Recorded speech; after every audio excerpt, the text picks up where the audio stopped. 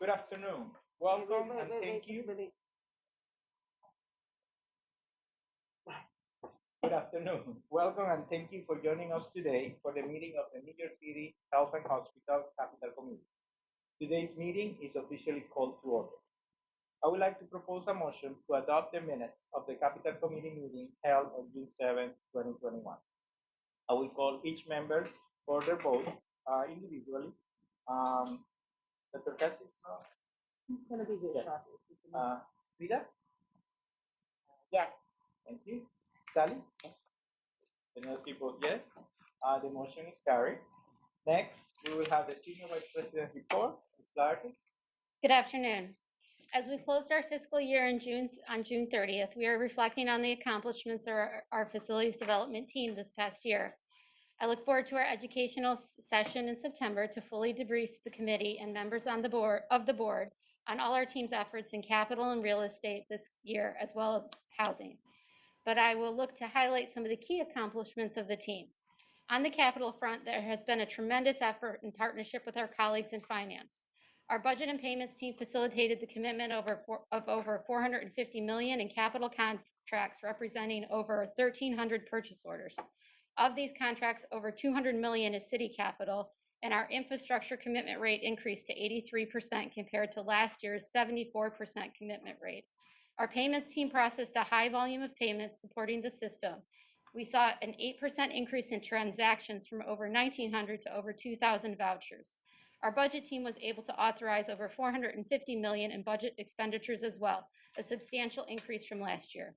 With the partnership of OMB, we have secured additional capital dollars during January and executive plan cycles, and our teams are working through the new dollars brought into our capital plan through the support of our local elected officials, thanks to the hard work of our facility CEOs and our InterGov team. With our partnership with Department of Citywide Administrative Services, we've secured additional energy grant funding to match much needed capital projects at Harlem and NCB, and we'll continue to identify and apply for additional energy and carbon reduction projects to support our system, like our resolution today for Bellevue's combined heat and power plant.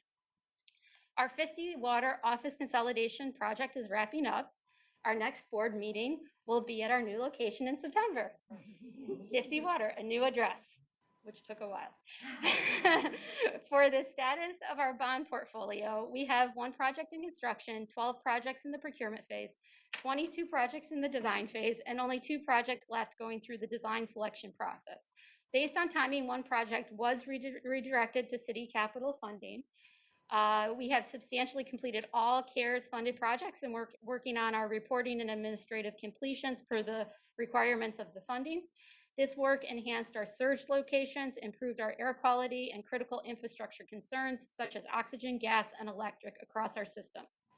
Our facility management team put a large number of COVID-related improvements in place, from thousands of barrier protections and bedside dialysis quick connects to enhancements in our emergency departments and improvements to our air circulation and filtration in our dental clinics. Our teams completed a detailed space inventory as well as we prepare to solicit and secure a facility management information system to further support the ongoing preventative maintenance and improvement work happening throughout our facilities by our directors of engineering and our union trades every day. Over this past year, our Senior Director of Finance and Energy Management oversaw the creation, physical plant, and maintenance of over 45 test and trace and vaccination sites. We continue to support the T2 vaccination teams as they demobilize and secure existing sites as needed.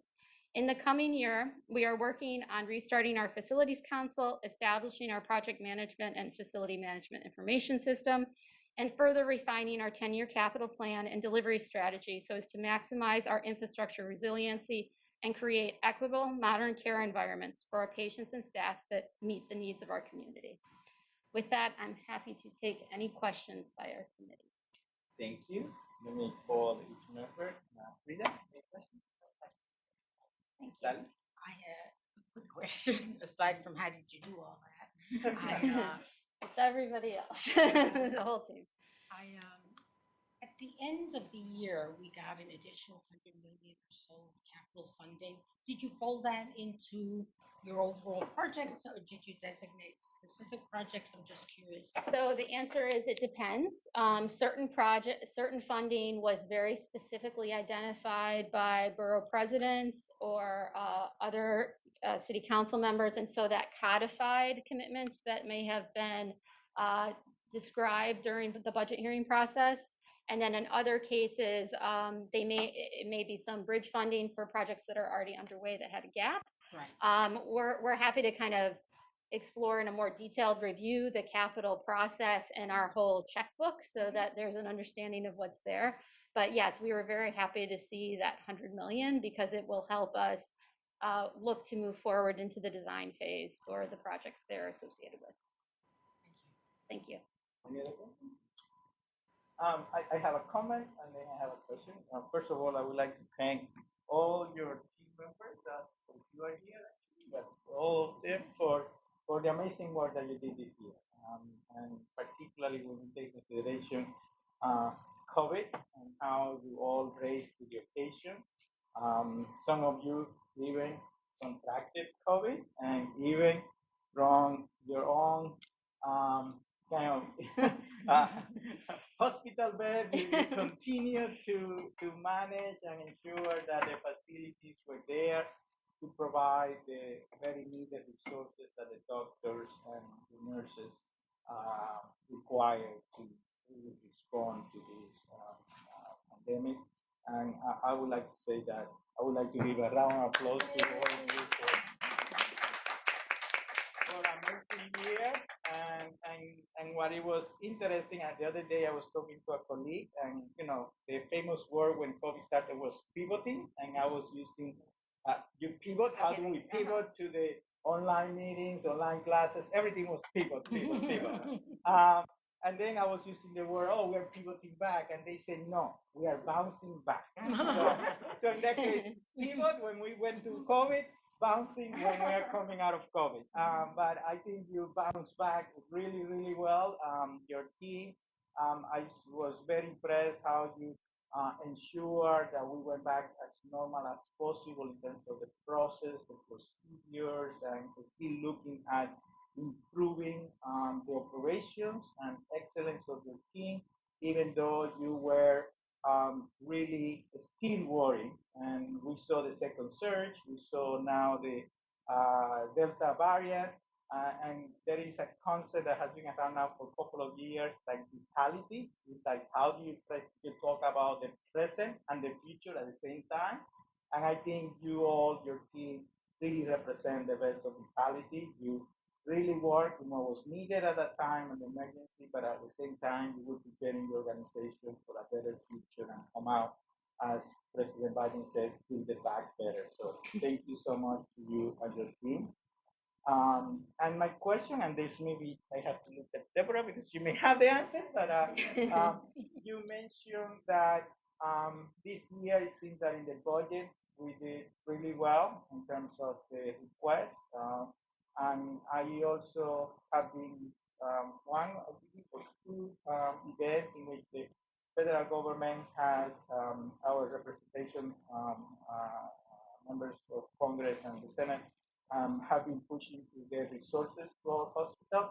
But if we were to look at the local funding from our elected officials in the council members and the board of president, how did we do compared to previous years? Do you think that we raised more funds or were allocated more funds from those discretionary, or it was about the same level pre-COVID?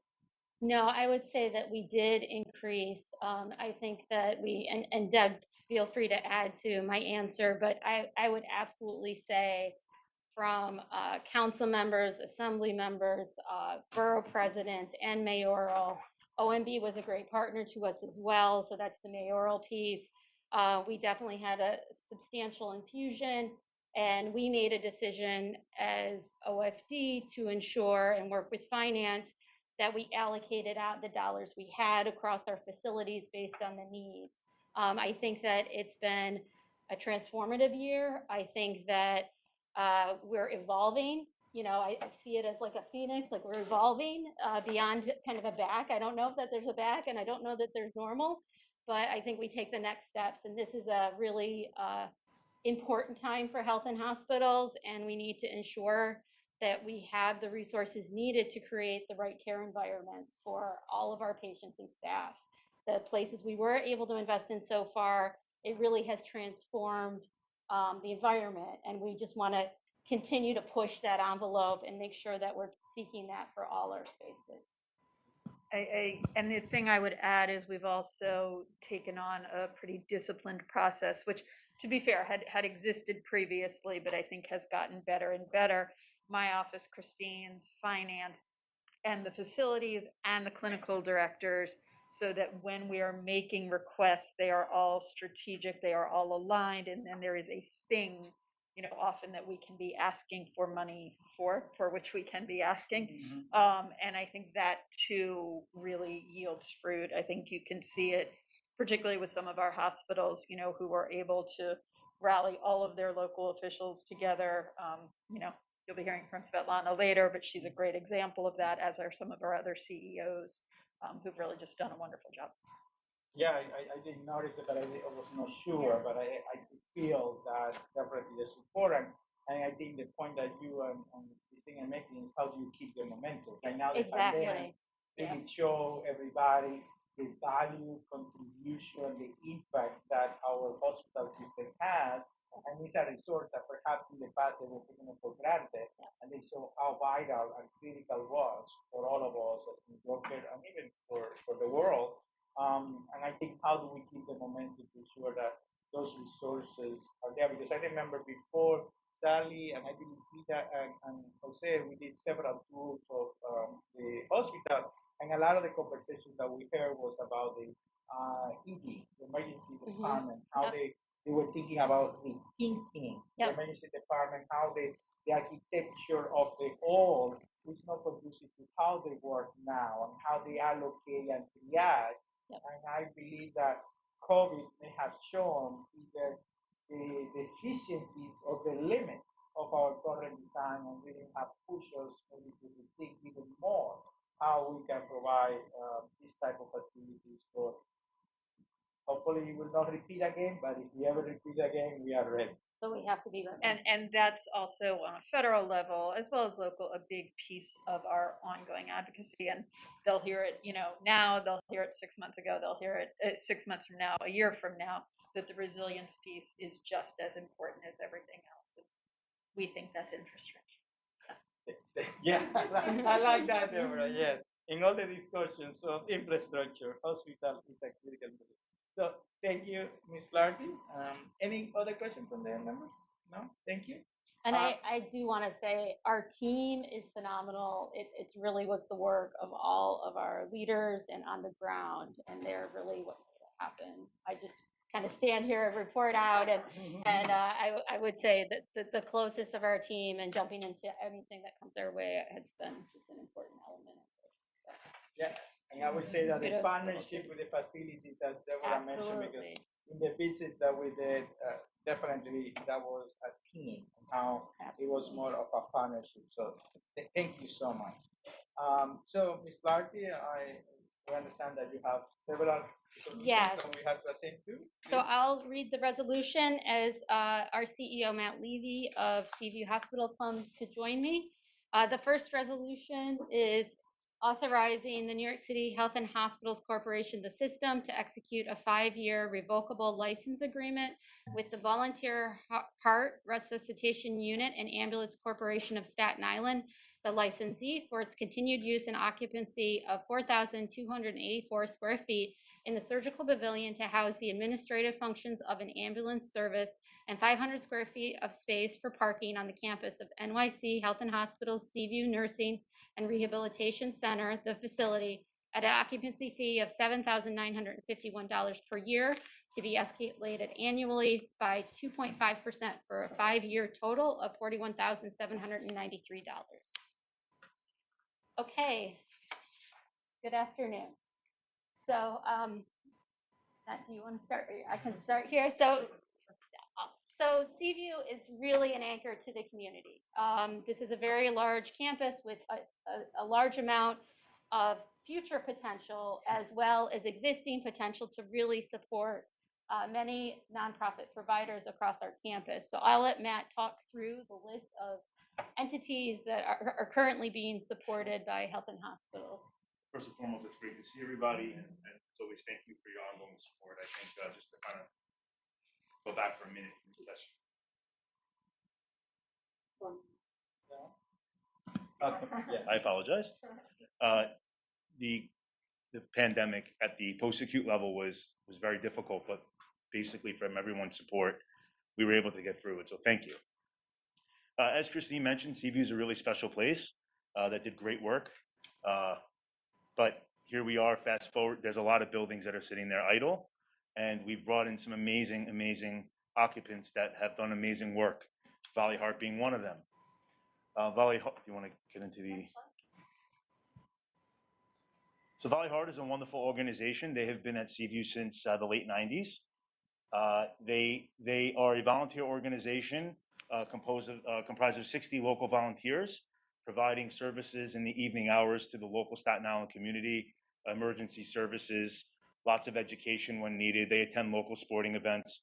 They really do amazing work, and they're really aligned with Seaview's mission, which is to provide great service locally to the Staten Island community. They, as you can see here from the slide deck, I'm sorry. They have a fleet of 2 vehicles. As I said, they're available. Their command center opens at 7 p. and ends at 7 a to 12 p. And they provide the no-cost medical coverage, including, like I said, sporting events, health fairs, community parades, and Seaview Hospital events.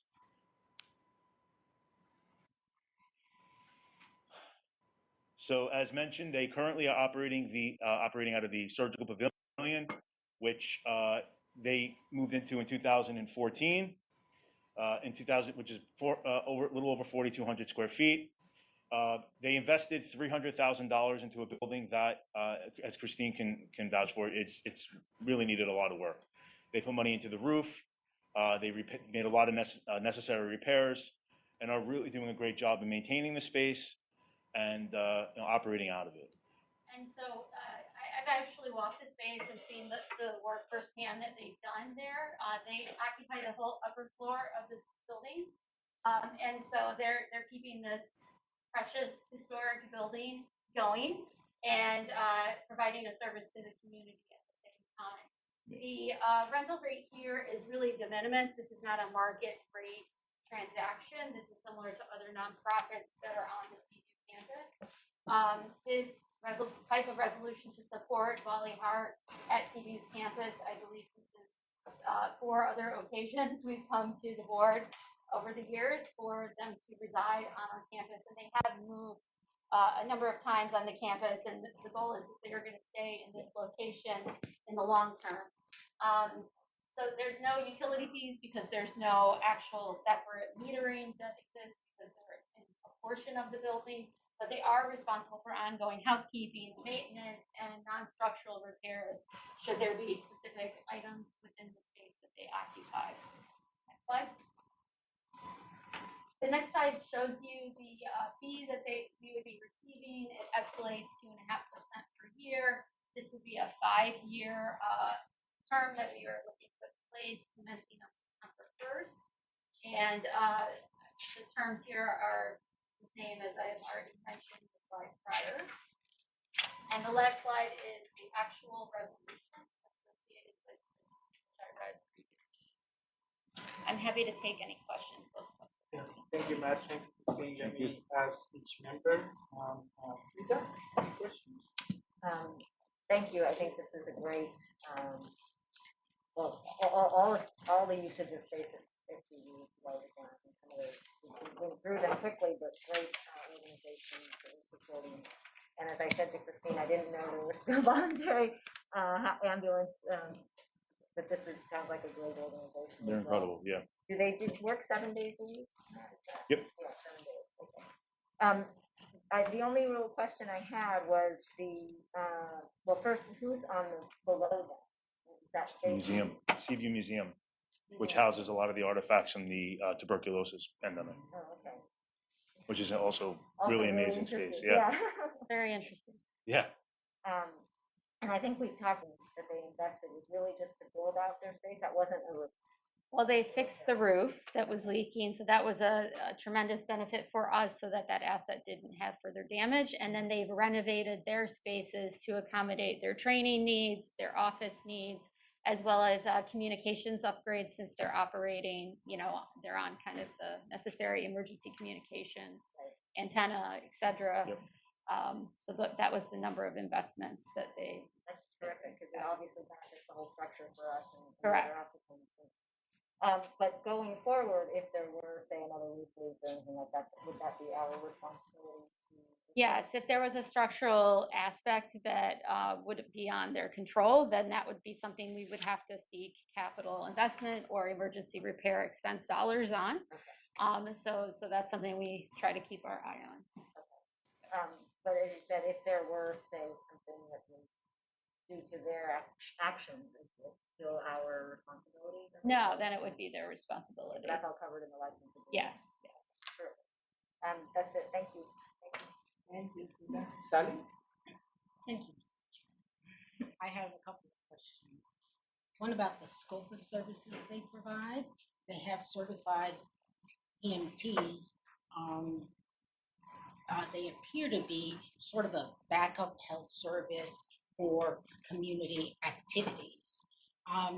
Do they provide general on-call ambulances in any way? Not to the Seaview campus itself. They're not Or taking. for the community at large? They No, don't? so when they're operating, they're available for volunteer services directly. Yeah, is that, No, I mean, they don't, they're not an ambulance corps generally for the community. No. No, they're for these kinds of community events and activities. events. They will respond to the community if there's a Like direct 911 call made to the hotline. They will respond. Okay. Oh, yeah, that's for what I sure. was trying Yeah, to, I'm sorry. Yep. Get to. Okay, the $300,000, did they fundraise it? Or did they- That was, they received some grant funding as well. So some of it was a loan. I understand they received a FEMA grant. And so they do pursue their own local fundraising as well as grants, both, federal oriented grants and other. And just a small thing, the resolution has 50 volunteers and the text says 60. So we will, they are 50 years old, actually. Okay. As an organization, they're 50 I think years we old, should so- pay them $47,000. They do amazing work. Yeah, sounds like. And it really, like I said, for me, it just aligns with what the Seaview mission is, which is just, provide great quality service to those in need. And they step up. Are they insured? I have to ask this question. Yeah. Yes, Yeah, absolutely.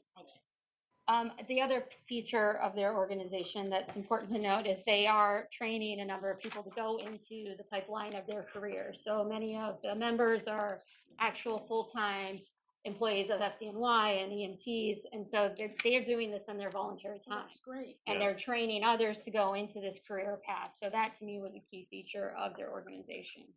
I agree. Again, I just want to echo both the comments of Frida and Sally.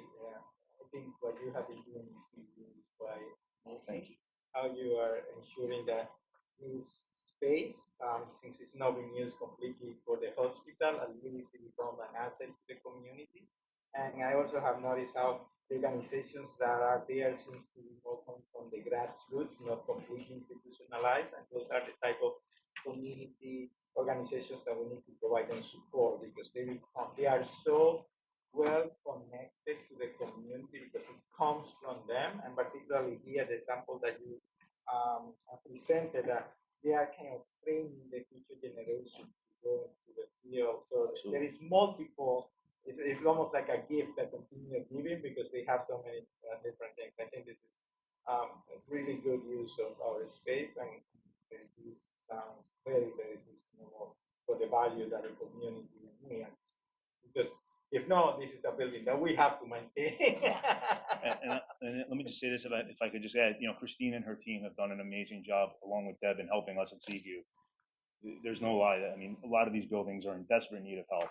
And it's a shame that they just sit idle. And we're doing everything we possibly can to revitalize and rejuvenate the community, but it couldn't be done without them. So really, they've just been amazing. Yeah, it's definitely the partnership is. Oh my God, it's incredible. So I would like to now put for a vote. Frida, Yes. Sally, Yes. Penelsky also yes. So the resolution Thank you. is passed and is carried and will be recommended to the full board. Thank you so much. Thanks so much. Thank you. So in interest of time, I will read our next resolution as Marcia Peters, our COO of Bellevue Hospital, joins me. The next resolution is a request authorizing New York City Health and Hospitals Corporation, the system, to sign a 13-month lease extension with Hazel Blue Plaza LLC, the landlord, for the use of approximately 2,000 square feet of ground floor space at 4902 Queens Boulevard, Queens, to operate a supplemental food program for women, infant, and children, the WIC program, managed by NYC Health and Hospitals Bellevue Hospital Center, Bellevue, at a base rent of $92,168 per year, or $46.08 per square foot, for a total of $99,848.58 for the 13-month extension, provided the system will hold an option to extend for an additional 5 years, with the rent for the 13-month extension and 5-year option term together totaling $596,425.50.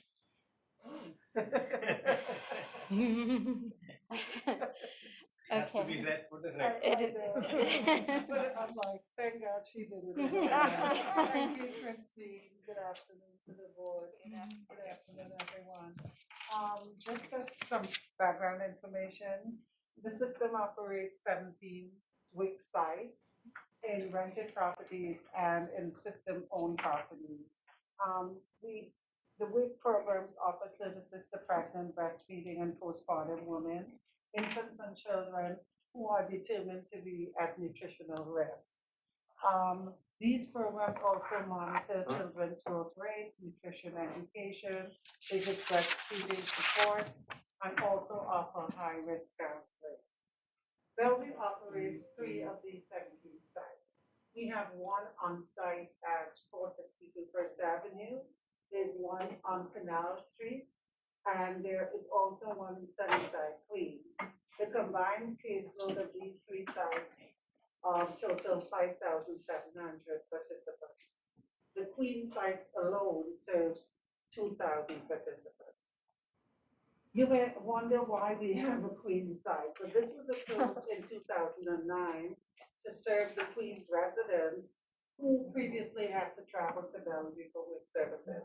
At that time, over 25% of the caseload lived in Queens. As you're aware, Bellevue is not a traditional community-type hospital.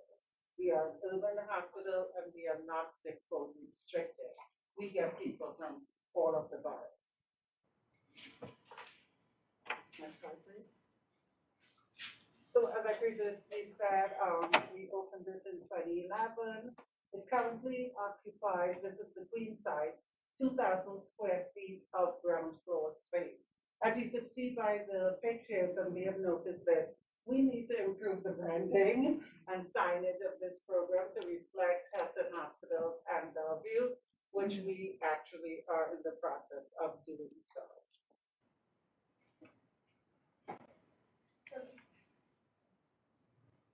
So the next slide shows the location relative to Queens, and it shows you that there's proximity to Elmhurst Hospital in addition to the demands that Bellevue identified for their patient population. Yes, and both sides are fully, both sides have enough participants. We do not actually poach from each other. We did a breakdown, a review currently of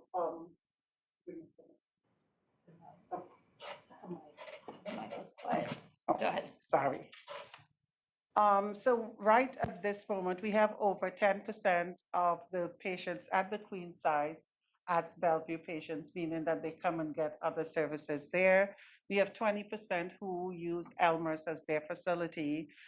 We have 40% who use other facilities outside of H&H. who come or prefer to come to the Bellevue Queenside for their WIC services.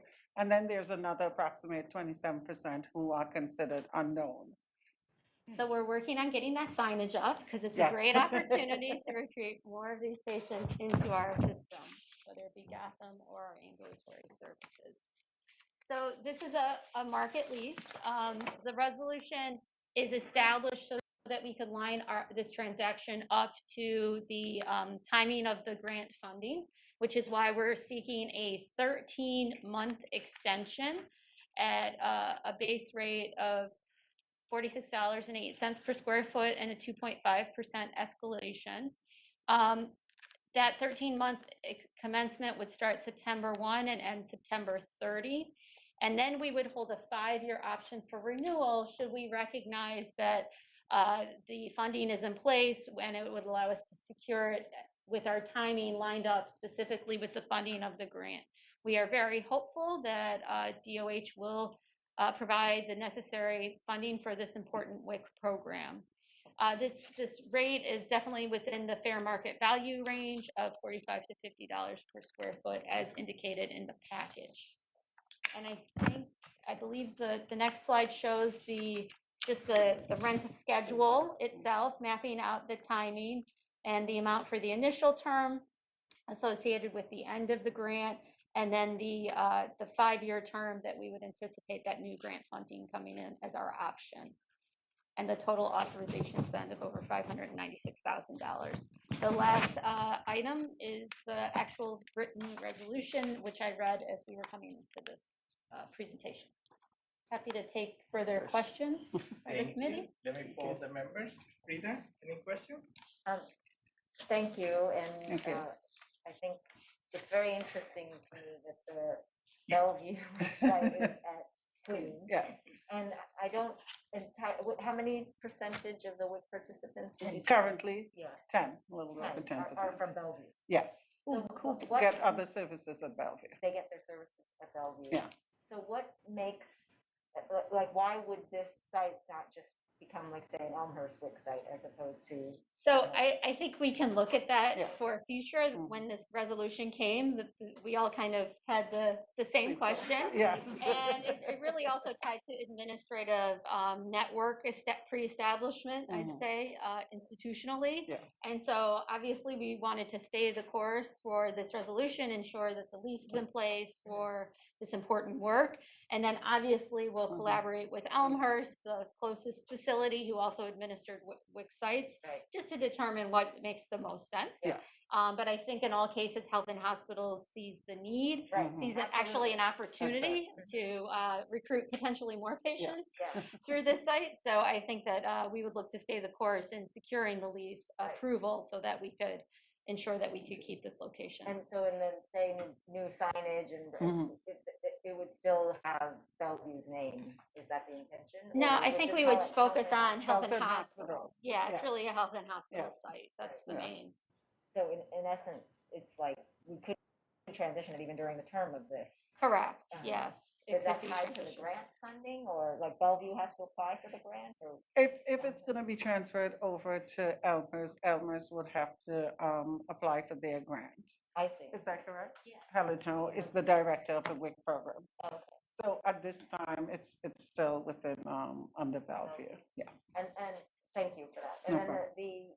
the renewals for the WIC program, is it always 5 years, or is that subject to change as well? Yes.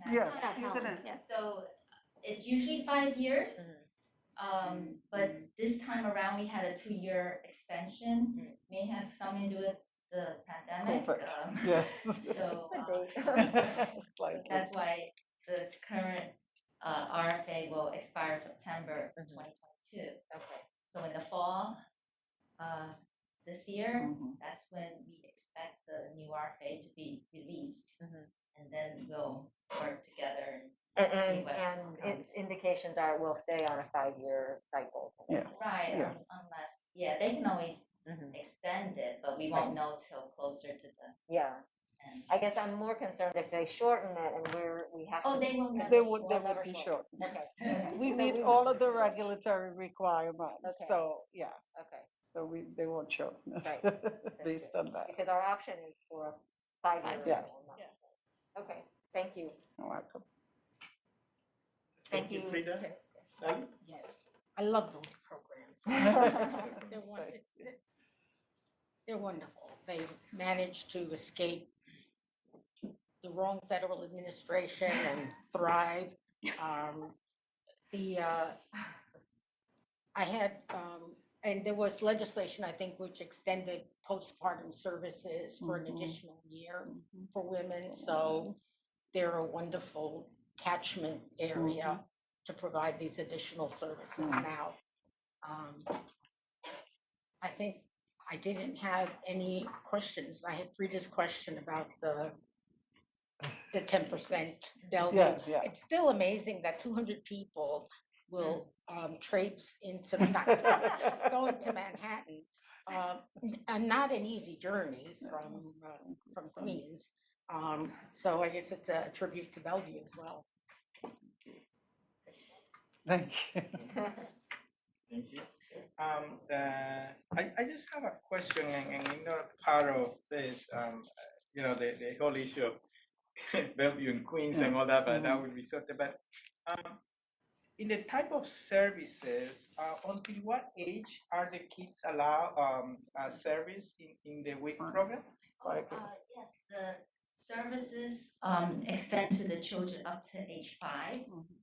And there's always like proposals to try to extend it to 6, or for the postpartum moms, because currently if they're not breastfeeding, it ends when the infants turn 6 months. So there's always proposals to extend it for the full year till the mom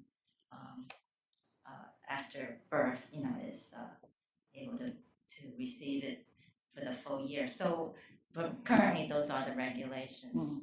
Up to age 5, and for the postpartum moms up to 6 months after delivery. But fully breastfeeding moms and even partially breastfeeding moms, they can stay on for the whole year. Okay, so the first 5 months? For the infants? Yeah. The children up to 5 5 years. Years, yes, 5 okay. years. Now, that's what I thought I heard, but then I hear No, this. 5 So years. it's 5 years. Mhm.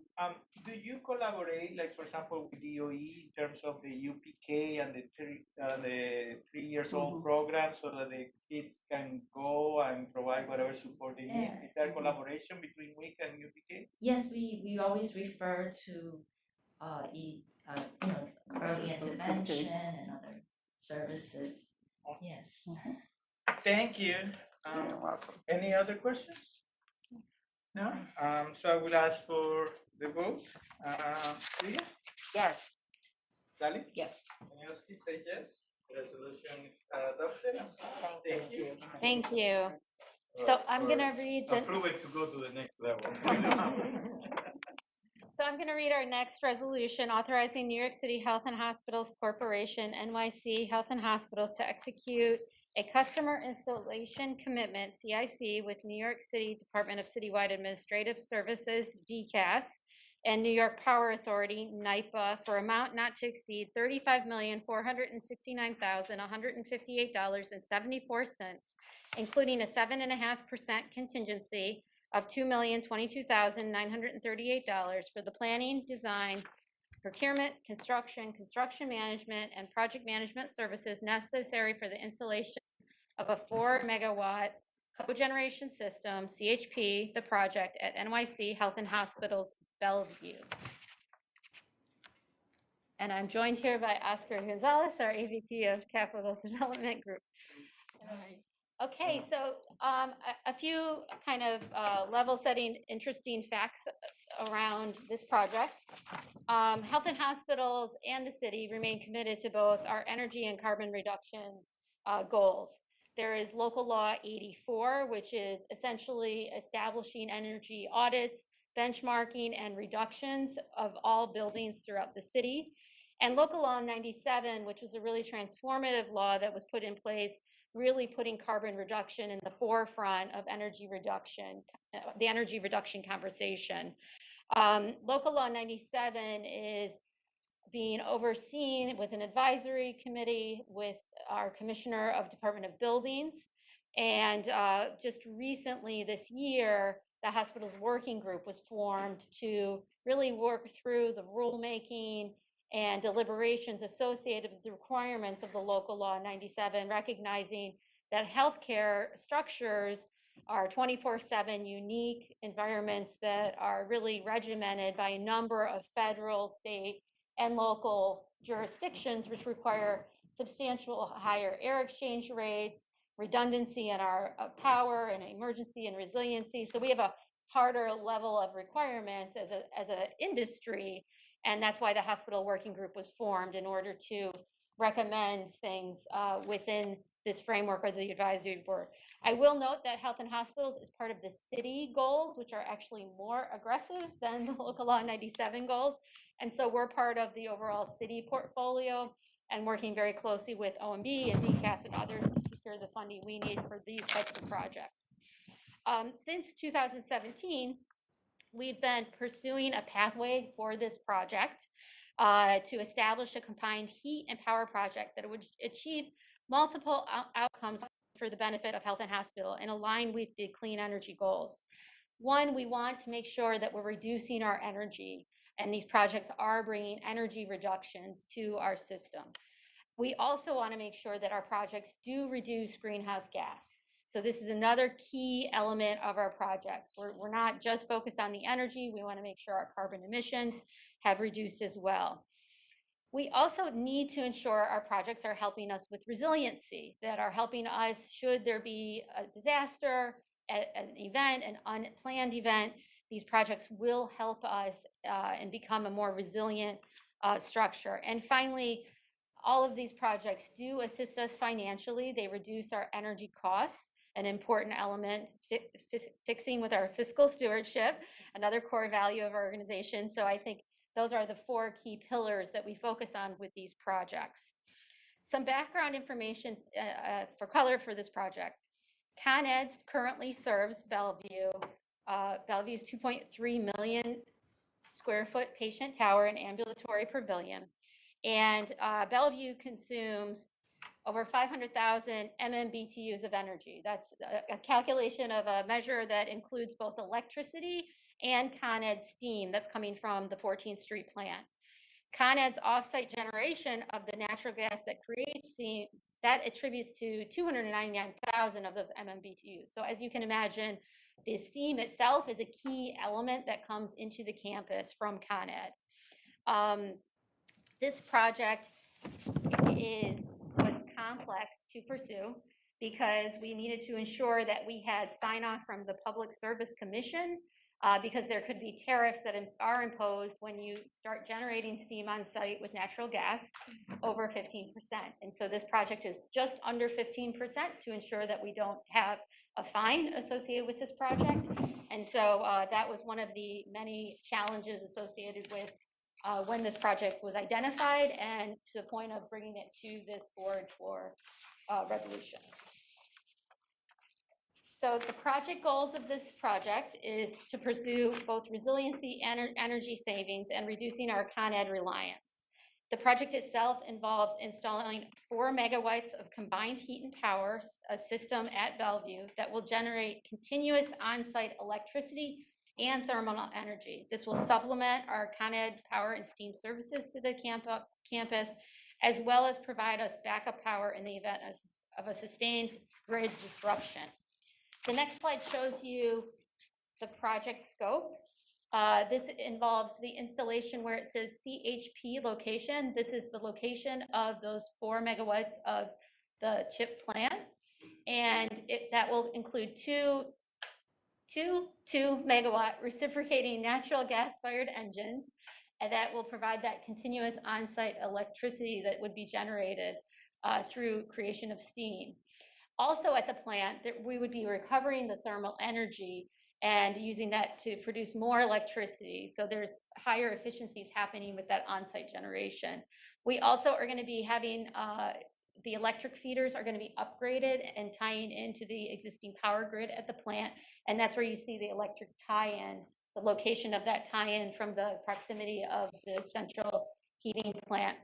As I did want to point out, you have the green image on that slide deck. That's where our future community flood wall will be located once we get to a full installation. The next slide shows you some features of the CHP plant.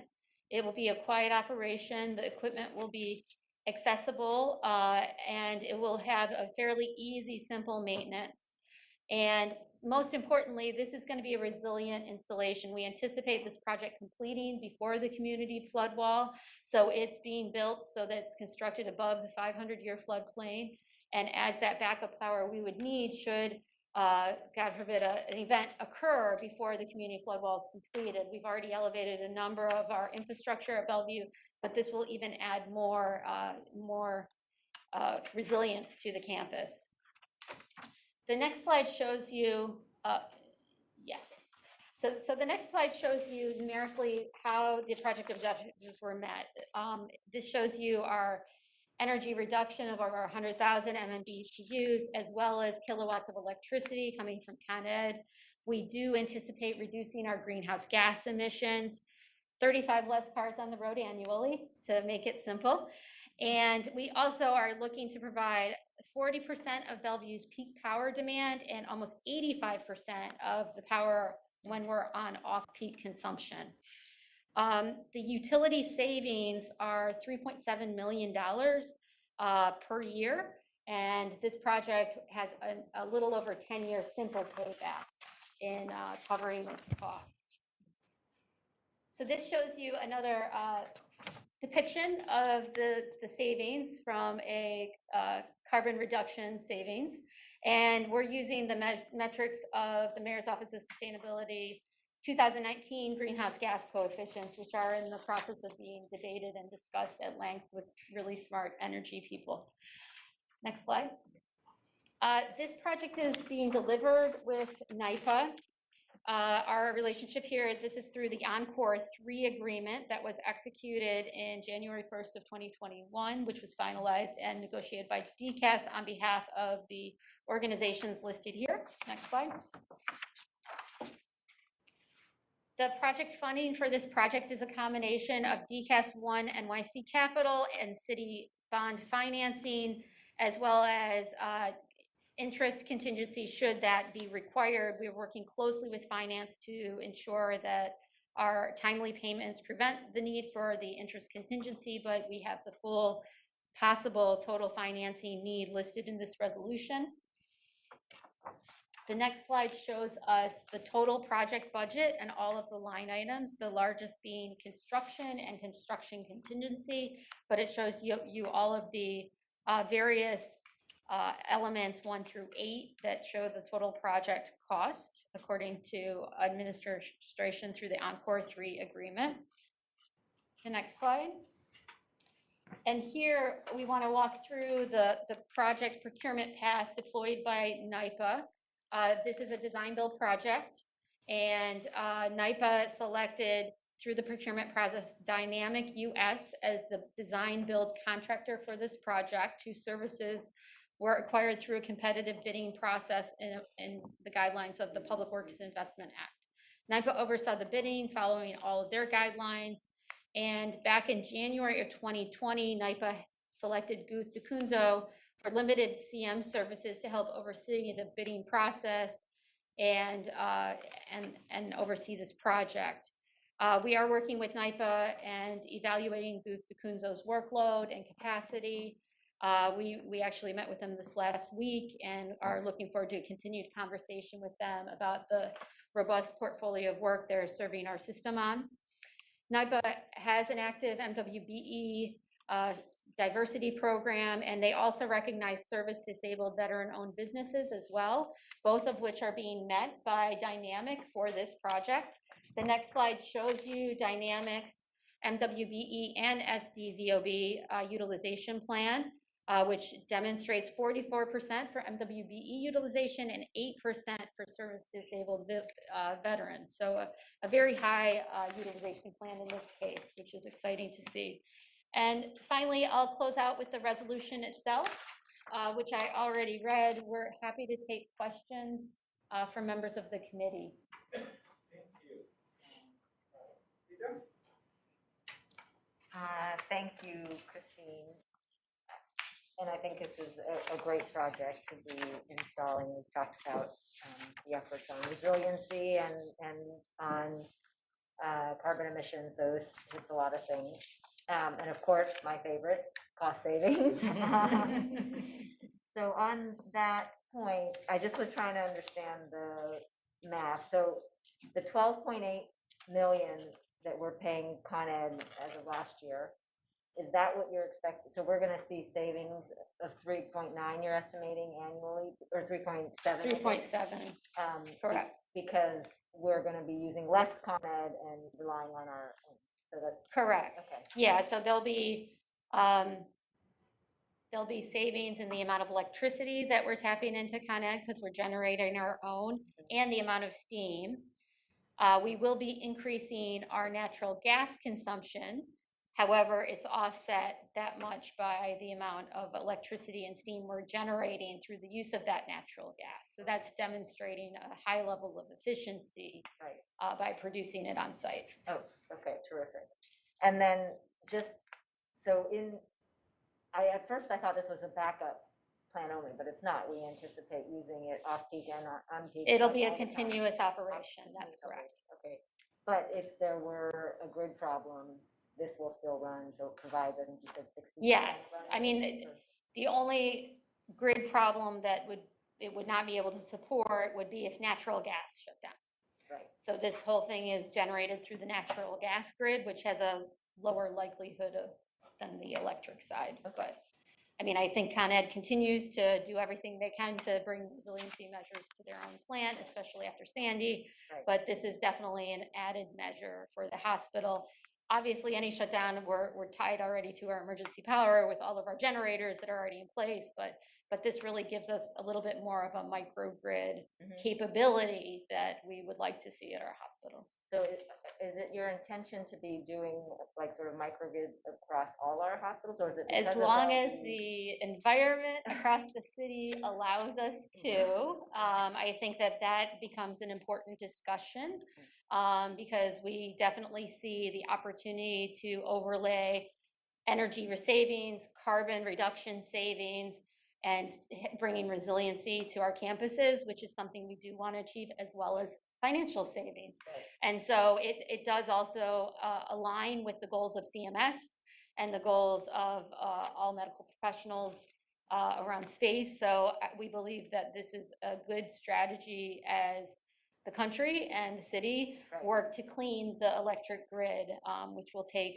a large number of years and potentially decades. So demand energy response is an important strategy during the course of that. And that, is this the first project like this? This is, so we have a number of similar projects installed. Kings County has multiple fuel cells on their campus. We have some battery storage systems at Jacoby as well. So those are the two other sites that. We got the cogen at Kings as well. We have a We got the cogen at Blue Kings as Energy well. cogen. Yeah, so we have a couple of sites that already have projects like this, and we secured funding for Harlem, so that's the project that Oscar is diligently working on right now. Look forward to it. Yeah. So one other question is around the interest contingency. Sure. So, where is that page? Sorry. Yes. Okay, got it, here. So, just so I understand, the funding is coming from the city, DCAF and the city bond funding. They send the money to H&H, and then H&H is responsible for paying NYPA, and the reason for the contingency is if there's delays in the payment, is that? Yes, if there's delays during the construction payments, that's when this would kick in. Okay, Yeah, they do it managing agency switch, so it's still DCAS's money. They do managing agency switch, so it's still DCAS's money, but we manage all the funds. And then we have mayoral funds from H&H, so there's not a GEO bond funds. Excuse me, it's not the bond funding, it's the GEO bonds from the city. Correct. Yeah. And, but the control of the money is at H&H, all it's in That's correct. our accounts, and Yeah. then we. And then send we the money. reimburse NIPA right away, so they Reimburse NYPA. issue us an invoice, Right. and then we pay it right away. As long as we pay it right away, then we don't have to pay back Okay, the so that's interest. So why it's there's essentially a penalty if Right. we don't pay back right away. If we don't pay It's right like away. a prompt payment Yeah. penalty. And I think I had heard this, but is it true, have we had any issues with prompt payment in the past with NIPA? Because we've had a lot of encore agreements already, right? Yeah. And Yeah, it- no, from my understanding, it's always been seamless. We've Right. been able to pay right away. Okay, and, but that's the reason why it says it's an H&H expense, because it's not sort of covered. Yeah, under- it's not capitally eligible, so it wasn't part of city funding through the bond. Right, And so that's why, we knew it was a term, so we listed it here, hopefully never expecting to have to pay it. right. But we didn't want to leave it out and then have, something occur and it's Okay. not authorized. That makes sense. And then I was just curious, this footnote that says that H&H Finance is working with NIPA to eliminate interest from all future projects. So it's specifically this issue on the, Yeah, I think it's just making sure we have all the controls in place so that it Okay. never has to be tapped. got it. Yeah. Thank you. Thank you. Thank you. Nathan? Just one question. You commented on your review of Booth Tecumseh, and it appeared as if you're evaluating capacity. So in the limited construction management, is it time limited, money limited, scope limited? It's What- a little more scope limited, just in that, the big player here will be Dynamic, but they do have a role in overseeing and looking at the design that Dynamic finalizes. So they do have a role. And so when we identified capacity, you may recall that they were the CM selected on a number of resolutions prior to this one. This selection happened prior to any of those resolutions coming to this committee. So we had been engaging NIPA in the conversation on capacity, and this was quite some time ago. So while we're talking, we had a very good, productive conversation with NIPA about future work. Right. This was actually in the past, even though it hadn't been finalized for. So they'll be able to perform the scope of services that you anticipate them performing under this contract. Yes, Yeah, that's You're not reevaluating whether to change the scope of their services. Well, we would do that in partnership with NIPA if capacity did become a Become an issue. challenge. Okay. So right now, their performance has been satisfactory, and we're closely evaluating it among our own Ongoing. team as well to just ensure that the adequate capacity is there to take Okay, this thank you. complex project on. Thank you. Yeah, just to follow up, I think there, the capacity is more with personnel. They have the personnel that have the experience and the knowledge to be able to supervise this work. Yes, It's in correct. place. And now, as the market has become so hot, good people sometimes is hard to find. So I think that's what we wanted to ensure. I think that's what Christine would like to do. Yeah. I just want to echo a comment that Frida made. This is very good investment in multiple dimensions from the perspective of sustainability, financial, resiliency, so you can actually see how the payoff is for this. And definitely something that I believe that you're looking holistically as a system, and maybe at one point we may want to have a discussion of what is your master plan, as Frida was asking, like, what are you doing? And you said that Kings have already some. Yep. While we're looking in the other hospital, how it will go, and go back to what Deborah mentioned before, that is working with the hospitals and the priority and the strategy, and more from a holistic perspective. And I would like to maybe mention that as we're looking at that, there are different points of view on the microgrid, the congen. Is it good for the Yes. environment? It's not good for the environment. There are multiple views to this particular world, and we want to do what is best for our system and the community that we live in and work in. I hope that as you're looking at this strategically, you look also at renewable Mhm. and how renewable will Absolutely. be playing a role Yep. in all this, particularly in places where we have kind of the square footage or the physical plant or the roof real estate that may be important for us to look at a more kind of hybrid approach to energy efficiency and clean energy and carbon reduction because I think it will be important. And particularly, it connects to another topic that we have discussed in the past, but I need to remind Colisha that we need to follow up the famous elevators. You remember that we asked about your plan for elevators, Mhm. repair, Yep. upgrade.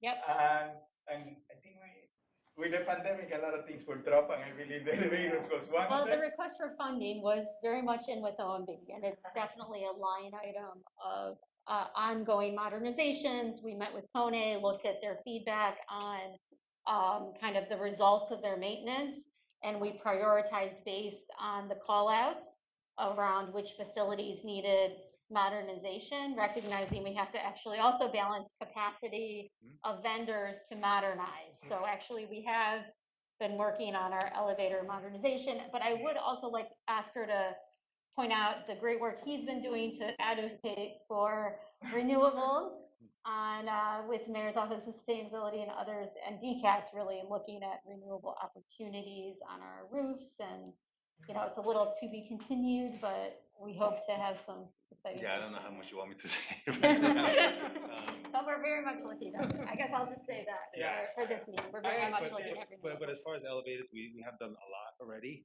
We're continuing our efforts on the modernization at Coney Island, at Kings, at Woodhall, at Bellevue, Lincoln is at underway. Lincoln as well, for I think 6 elevators at Lincoln. That's just off the top of my head. In addition to that, we're also doing the door lock mechanisms to alleviate some of our violations that we have with DOB. So that's across the entire system. A lot of the violations are at Bellevue. So we're continuing our efforts there, and there's a bunch of other modernization projects that we're starting to plan out and initiate throughout the system as well for a couple of years to come. We're not, I haven't looked at all of the elevators, but definitely a good chunk of that, whether it's energy modernization or architectural modernization. So it's a lot. As far as renewable energy, through the bond project, a lot of our projects deal with roof replacements, and a lot of our roofs do not have any mechanical equipment on top. So what I'm trying to do is I'm trying to focus on the aging infrastructure that we have, as well as implementing solar panels. So we've already contacted DCAS, and it's pretty good news that they're very interested in funding our solar initiatives that we have in mind. We have a lot of roofs. We didn't cover it all with the bonds, but maybe with some of the mayoral funding that we get, we'll do more roofs, you know, and implement that. So we got a good news on the solar. I'm also trying to see, and this is probably way too early to say, but maybe wind turbine at Woodhall. So I got 3 different locations at the bulkheads of. And where that's the very elevators early. That's super early, yeah. Super early. But So- it's additional energy and energy generation that can happen at our facility. So, you know, DCAS is very interested, and we just got to flush out details. So it'll take a little bit of time. But I think that's the part that I mentioned that we want to see maybe holistically, and Yeah, maybe we can do a absolutely. meeting Yeah. to look at this, because sometimes we see only a sliver of Yeah. information, and sometimes we are not able to connect the dots. Right. Mhm. I think this is a very important, and I really like how you highlighted in this particular project the multiple benefits from the resiliency, Yeah. financial, as well as the environment together. So if we look at this holistically, remember, roof has become like the last frontier in terms of interest, because you know there are the solar panels, there are the green roof, and there are the blue roof from EP that are looking at using Yeah. as much as they can a holistic view. So I think it would be good to I particularly would be very interested in seeing that. And the reason why I pointed back to elevators, well, from my previous life, I know how difficult and challenging elevators can be. but is that it's also an important component on energy use. And as you're looking at the modernization, Mhm. are we looking at the most efficient use of energy in terms Yeah. of elevator and vertical transportation? Because that's one of the challenges now. They're thinking about how you program it so that you reduce energy consumption. There are so many things happening in the elevator world that I think would be interesting to understand how that contributes and how that supports the goal of reducing energy and carbon emissions. So that's why I'm connecting the. Those are areas. all That's good where we've been talking flags for about us. smart so we- elevator technology. Yeah, we can absolutely talk about that. Okay, any other questions? No? So I will, let's take it for good. Frida? Yes, thank you. Yeah, Sally? Yes. I also vote yes, thank you. Thank you. We have another resolution. Yes, we do. Do you want me to read this one or? I'm trying to find the paper. Thank you, Oscar. Hello, everyone. I'm having a hard time finding the paper. Okay, this resolution is authorizing New York City Health and Hospitals Corporation, NYC Health and Hospitals, to rename New York City Health and Hospitals Coney Island Hospital, the hospital, as NYC Health and Hospitals South Brooklyn Health, and designating the 11-story critical services structure now under construction and the existing tower building both at the hospital as the Ruth Bader Ginsburg Hospital in honor of the late United States Supreme Court Justice Ruth Bader Ginsburg. Good afternoon, everybody. Thank you for the opportunity to present here today. I will start with a little bit of background. Can you hear? Can you hear me now? Perfect. Okay. All right. So the Coney Island Hospital catchment area is approximately 875,000 lives, which is made up of many diverse communities in South Brooklyn, both the Coney Island area below us, as well as multiple communities slightly to the north of us, portions of the Rockaways, as well as certain areas in Staten Island. As we continue to build our 11-story inpatient hospital, which is due to open next summer, it is on schedule, very exciting. Thank you very much. Lots of hard work from many people in this room. So we also continue to develop plans to improve our ambulatory care. I always say that my job as the CEO of our hospitals is to keep people out of our beds. It's to keep them healthy and in the community. So there will be multiple efforts to open our front door wider to improve our ambulatory care access. And all of that put together, it gives us a unique opportunity to rebrand and reposition the facility as the one-stop healthcare provider of choice for patients and residents of South Brooklyn and beyond. Next slide, please. A little bit of background. So in October 2012, Superstorm Sandy significantly damaged multiple buildings on our campus, the Hammett Pavilion, the main building, as well as Building 6, which is no longer standing. Through much advocacy of some of the folks in this room and many, many others, Coney Island Hospital received a FEMA grant to the tune of $922.7 million. Which was meant to do several things. To stabilize the current infrastructure. The majority of the dollars are allocated to the building of the new critical services structure, as well as to build a 100-year flood wall around our campus. So the new building, the CSS, will open next summer.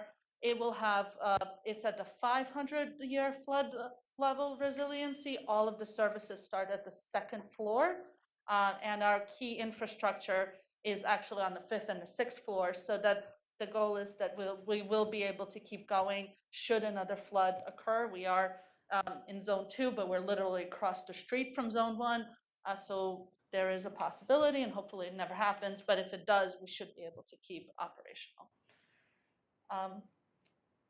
So here's a little bit of what's going to go into the new building, as well as a few pictures of it. We will have an expanded emergency department, which will be on the second floor of the building. State-of-the-art operating rooms. We'll have 8 operating rooms, including robotic surgery. That was something that was never offered on our campus before. Brand new endoscopy suite, a brand new labor and delivery, inpatient dialysis, 80 private med-surg beds. I always stop here just to give a comparison. We will be moving the med-surg beds that are in our main building right now, which are 4-bedded med-surg rooms. They're actually old 6-bedded med-surg rooms that were turned into 4-bedded med-surg rooms. And we will be replacing them with private med-surg beds in the new building. So that is not something that anybody else around us is able to offer. And so we're very proud to be able to offer that to our patients in our community. Same thing with behavioral health. We will have 60 behavioral health beds. We'll actually be moving all our behavioral health beds out of the Hammett Pavilion, which is a 1910 building. I recently saw an article where there's lots of fanfare building that building in 1909. And so that's where our behavioral health beds are today. And we will be moving all of those services into the brand new building on the 9th and the 10th floor of the facility, which has the best views of anybody on our campus, and floor to ceiling glass for lots of natural light. We'll also have a new inpatient radiology, as well as 2 brand new interventional radiology rooms, a new clinical laboratory, and I mentioned before an elevated mechanical floor, which actually takes up the 5th and the 6th floor of the building for resiliency into the future. So here's our proposal. Again, we really think that this is a time when we can really say to the community, we're here, we're staying, we're going to be here into the future, and we are here to take care of all of you, not just Coney Island, which is our history, and we're very proud of it, but really all the communities that are in South Brooklyn, as well as many that are beyond our immediate area. So we're proposing to name the campus New York City Health and Hospital South Brooklyn Health, and that will always go together, just like every single one of the facilities. Bellevue is New York City Health and Hospitals Bellevue. We will always be New York City Health and Hospitals first and foremost, and we're the South Brooklyn arm. And we're proposing to name the inpatient services the Ruth Bader Ginsburg Hospital. So why this distinction? Because of the latest the pandemic really taught us that in our community, people are still afraid to go to the hospital to get their ambulatory care.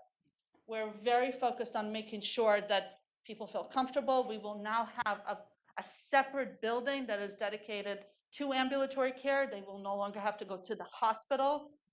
So we're making that distinction that there's the campus, there's a hospital, and then there's ambulatory care. We're proposing for sort of internal purposes to call the ambulatory care arm the Health and Wellness Institute. Now that's a very generic name and will mostly be used for wayfinding and for naming elevators and such. And thank you for the modernization, by the way. So we think that that's actually an opportunity for the future of potential philanthropy, but there will be quite a lot invested in this facility, but the name itself is really just for kind of wayfinding, say, there's the H elevators, there's the W elevators. But the hospital, because it's a brand new building, we think there's an opportunity to really name it and ground it in the community. Next slide, please. So how did we get here? These are not names that we pulled out of thin air. We started in the fall of 2020 with a series of workshops to really understand, focus groups to understand what the internal constituents as well as community constituents really thought was important in the name of a hospital. And what we really came out of it with is that the geography was important. People are really proud of being Brooklyn. And I grew up in Brooklyn, I understand it. We're very proud to be from Brooklyn. So the geography of it was very important. And out of those focus groups, we came out with a number of naming recommendations, again, all having to do with the geography of the place. And since then, we've been working with a number of folks in our community. Our community advisory board has heard these proposals and is incredibly supportive. Our local officials are all very supportive. We've even reached out sort of beyond that. What was also important to us is that we picked a group of staff, people who one staff member is actually born at Coney Island Hospital and has like spent her entire career working at Coney Island Hospital. Sort of key influencers to really see if these names would ring true, if they would make sense, if people would be supportive of them. And universally, we've gotten very, very positive feedback and lots of really great support. Next slide, please. So I think I spoke about some of this. So why South Brooklyn Health? It seems like a somewhat slightly generic name, but I think that that's actually the key to it. It's the inclusivity of it. Our community is changing, it's growing. We're continuing to get lots of new immigrants coming into the community. And so whether you've been there for 3 generations or 3 hours, you kind of know that you're in Brooklyn and you know that you need healthcare. Sort of very, very basic concepts. We purposefully tried to stay away from the word hospital in our campus name because of this idea that healthcare is moving into the outpatient setting. People don't really want to go to the hospital to get their ambulatory care, to have their A1C checked. They want to go to a doctor's office. And so we wanted to make sure that our name represented health. Like we take care of you from head to toe and everything in between. So that's why South Brooklyn Health. Next slide, please. Why the Ruth Bader Ginsburg Hospital? Well, so the U.S. Supreme Court Justice Ginsburg, she was the first Jewish woman and the second woman to serve on the court. She is the daughter of Jewish immigrants from Ukraine and Poland, as are many of our employees and our community members. And she was born and raised in South Central Brooklyn. She actually went to Madison High School, which is in like sort of South Brooklyn. And she has really sort of deep roots. Her family has deep roots in that area. And why her? She really espoused her entire career, truth, equality, and justice. And she really focused on giving voice to the voiceless. And we focused on giving care to everybody, the voiceless and the voiced. So it's really, what she stood for very much aligns with what H&H stands for. Next slide, please. All right, just to give you an idea, this is a picture of our campus. The green building that kind of looks like an H, sort of. That is the big white building on our campus, and that's what today is called the main building. Since we're building this brand new hospital and our main entrance is going to be there, it can no longer be called the main building. And that is going to be our health and wellness institute, but that's our ambulatory care building. The blue area, which is closer to the left of the slide, is actually 2 buildings. The one all the way to the edge by Avenue Z, that's the new building that is going up now. And then the one that's kind of right in the middle of the slide, that's the tower building. So those 2 together will be our hospital. That is where all our beds are. Okay, next slide, please. So in addition to the community engagement, which was kind of the most important part of this to make sure that this would be well received by our community, we did follow the steps of operating procedure 100.8. And we sort of went through the steps to make sure that the Ruth Bader Ginsburg family would be supportive, and they are. They have been engaged and continue to be so. We also obtained support letters from the chair of our CAB. That was before we were able to sort of involve the whole CAB. At this point, the entire CAB has been involved and appraised, and they've all been very supportive. And the president of the Coney Island Hospital medical and dental staff. We've also obtained a support letter from the H&H CEO. He's not here right now, but he has been very supportive. And we are bringing this resolution for your consideration. So the last piece of this is that we've also received initial approval. Again, this is not final, this is only a first step from the New York State Department of Health to rename the hospital campus and update the operating certificate to reflect the South Brooklyn Health name. The one thing that I think is important to note is even though we're bringing this to you for your consideration now, it wouldn't be effective for another year until the new building opens. Everything will kind of happen in tandem, but to make sure that our operations are not affected, our finances are not affected, we're bringing this early so that we have time to get everybody used to the idea and get all of the paperwork updated. Next slide, please. And that is our resolution. I'm happy to answer any questions. Thank you, Stella. I will start with Sally. Sally. It's so exciting. I'm excited about it. I sound like Ted Long now. I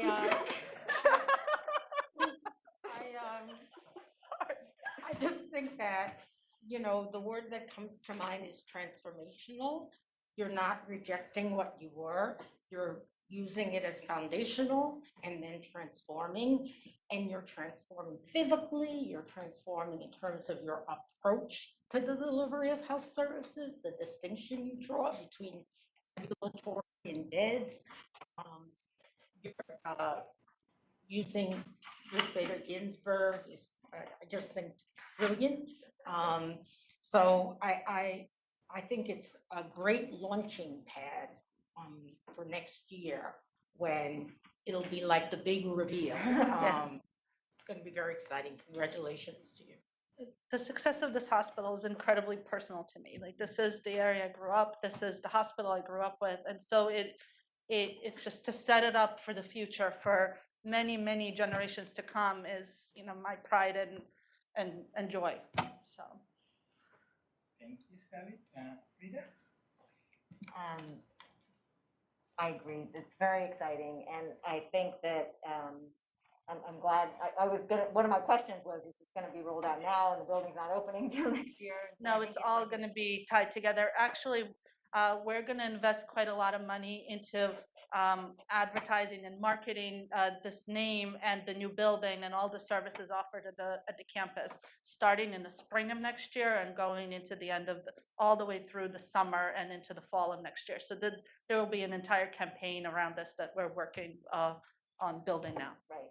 And I too love RBG, so I think that's really exciting. But I think it's really important what you've done with the sort of overarching name, because one of the things I feel that H&H has done a really good job about is making sure that we are branded as New York City Health and Hospitals, and we have to keep that name. So I think that having the South Brooklyn being sort of inclusive of the whole community and patients who are here, the patients who are coming, and so I think that's really, really important.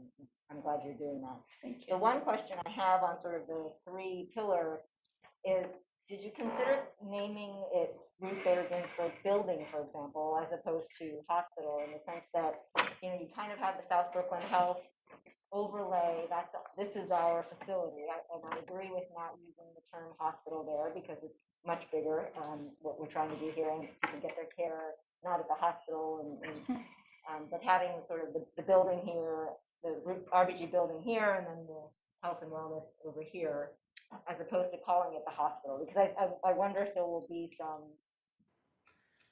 We'll lose our New York City Health and Hospitals piece if it becomes RBG Hospital, right? Well, so it will never be just RBG. All of our logos that we're designing for this, all of our materials, it always says New York City Health and Hospital, South Brooklyn, and then RBG underneath that. Mm-hmm. It is never, just RBG, and we'll continue to make sure that we're kind of marketing it as the New York City Health and Hospitals. And remember, right now we're, Coney Island Hospital, right? So many names at H&H have that sort of hospital name in them, and it's always known as H&H, NYC H&H, whatever it is, hospital. We did consider building that was one of the options that we sort of considered.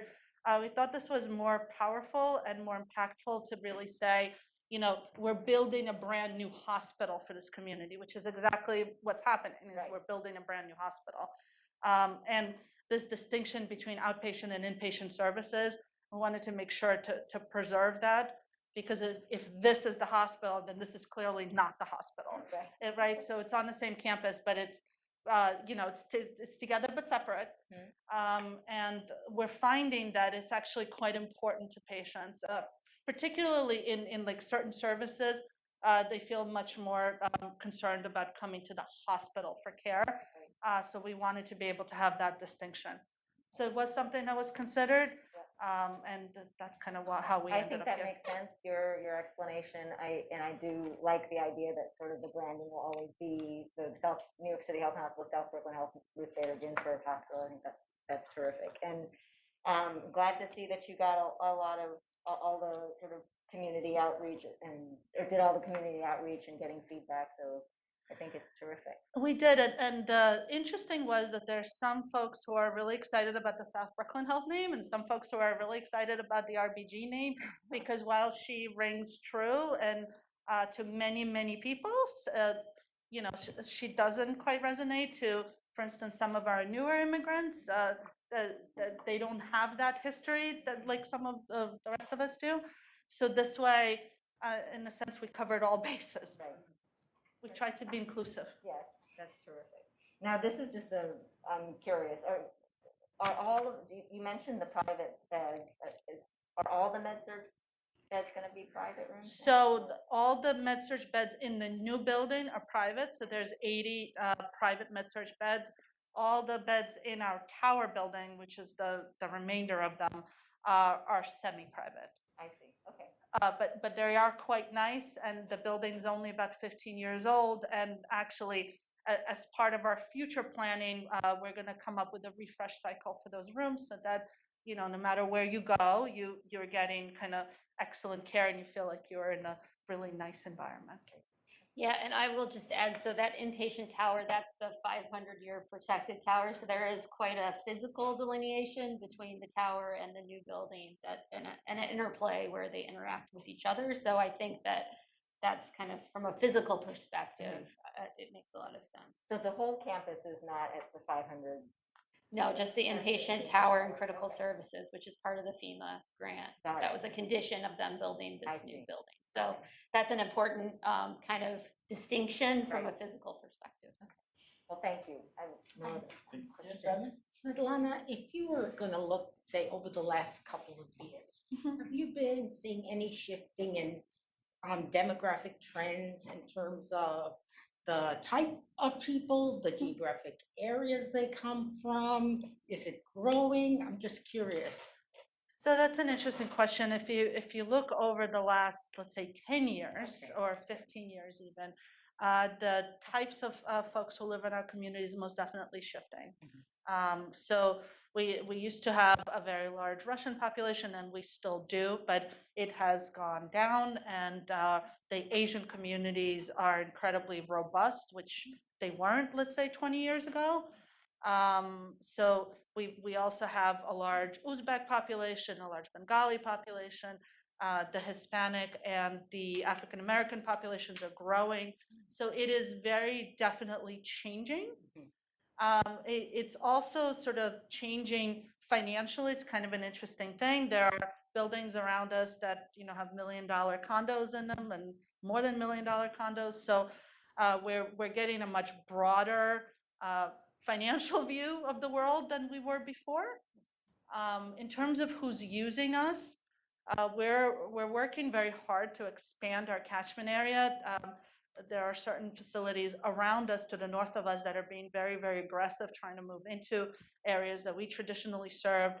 And so we are working very hard to make sure that we not only preserve but grow our, you know, where our patients are coming from. I think, you know, having this new facility and an investment overall in ambulatory is going to help us do that. But it is certainly a challenge. We do, the one thing that has really helped is actually PCI. So we're now a certified PCI center, the cardiac cath. And we have the biggest EMT station in Brooklyn. It's actually on our campus. And so by being, you know, a cardiac center now, they can bring us patients that they couldn't bring us before. And it's really helping the word of mouth in the community. So we're hearing a lot of, oh, I told the EMTs I didn't want to go there, but, you know, I was having a heart attack. And so they brought me, and I had this incredible experience, and they were so nice to me, and they were so kind, and I got really great care. And, you know, so we're hearing a lot of that. And we're hearing a lot of that coming out of COVID as well. So, you know, the future's bright, but it's challenging because we do have a lot of competition from some of our friends to the north. Any other questions, Lisa? They're also to our east in Manhattan. In all honesty, as long as people are getting care, I'm happy, but there's a lot of people who fall through the cracks, and so, it's 875,000 people, they're not all going into the It's a city. lot of people. There's a lot of people. Thank you. And again, I just want to echo what Frida and Sally mentioned. Wonderful way that you're thinking so holistically about your facilities and how to bring everything together and how to ensure that our patients and the community has the best care possible.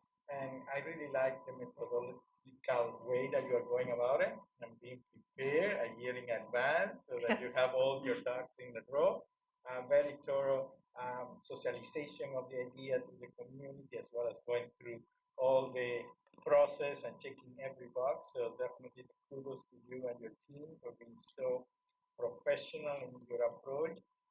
The only thing that I would like, and we have commented on that in the past, and I think that also mentioned it, that as we are moving to this bright future, let's ensure that the communities that have been there feel that they are part of the future, that this bright future is for them and the newcomers, but it's not something that is only for the newcomers.